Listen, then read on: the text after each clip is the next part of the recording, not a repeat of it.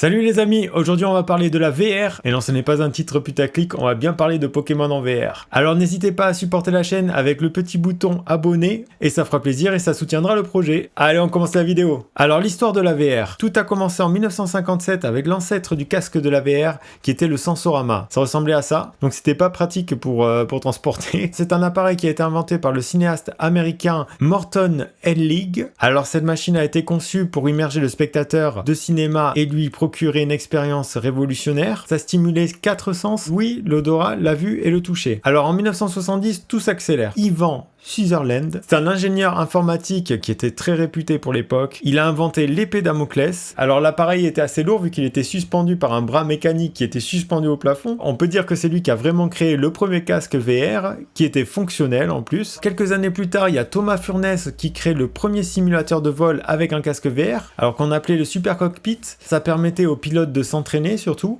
En 1995, la VR Virtual Boy de Nintendo est lancée. Ce qui peut expliquer l'échec commercial de Nintendo, c'est que les images étaient en noir et rouge uniquement, ce qui n'est pas du tout agréable pour le visuel du joueur. Mais en 2010 arrive Oculus, qui compte démocratiser carrément la VR. Alors on arrive avec un casque qui est beaucoup plus petit, qui a un champ de vision de 90 degrés et qui commence vraiment à intriguer le joueur. Alors pourquoi c'est important dans la musique immersive, le VR? La musique immersive est tout le temps mixée en binaural. On va faire un petit test sonore. Donc si vous avez les écouteurs, vous pouvez écouter maintenant. Je passe le doigt par exemple, je claque.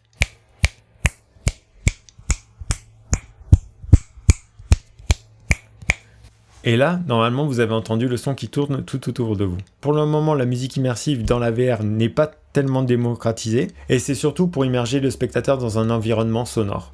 Alors, mon point de vue, ça revient comme moi, pourquoi la VR n'a pas encore explosé? Je pense sincèrement que la VR a besoin d'une grosse licence pour prendre son envol. Alors on a vu débarquer chez Sony le casque VR sur la PS5, il y a beaucoup plus de marketing autour de la VR et c'est ce qui manquait avant. C'est très difficile de faire vendre à quelqu'un un casque juste pour regarder un film ou écouter de la musique. Le jeu Flight Simulator a été fait en VR, donc là on plonge vraiment le spectateur dans l'habitacle de l'avion et il peut vraiment avoir presque les sensations comme s'il était dans un cockpit. Par exemple pour Pokémon, imaginez vous mettez le casque VR et vous rentrez carrément dans le personnage d'un dresseur. Vous vous baladez dans un monde ouvert à chercher par exemple ou à attraper des Pokémon, à rencontrer des gens en VR dans ce monde, et vous faites ça en VR, les casques se vendent mais ça va exploser. En fait l'utilisateur a besoin de cette expérience immersive. Quand vous mettez le casque, vous vous déconnectez du monde réel. Dès que les jeux auront pris de l'ampleur et que les gens auront acheté les casques, les gens auront les casques. C'est là où les concerts immersifs, la musique immersive et tout ce qui est en rapport avec l'industrie musicale va commencer à se démocratiser dans la VR. Ça va être beaucoup plus simple pour l'utilisateur de regarder un film. Je pense que c'est vraiment les grosses licences qui vont lancer la VR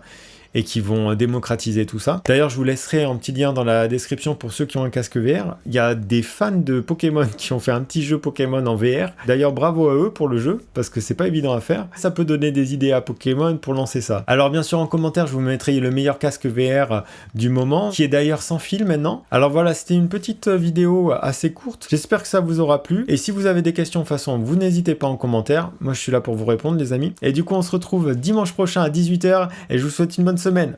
Ciao.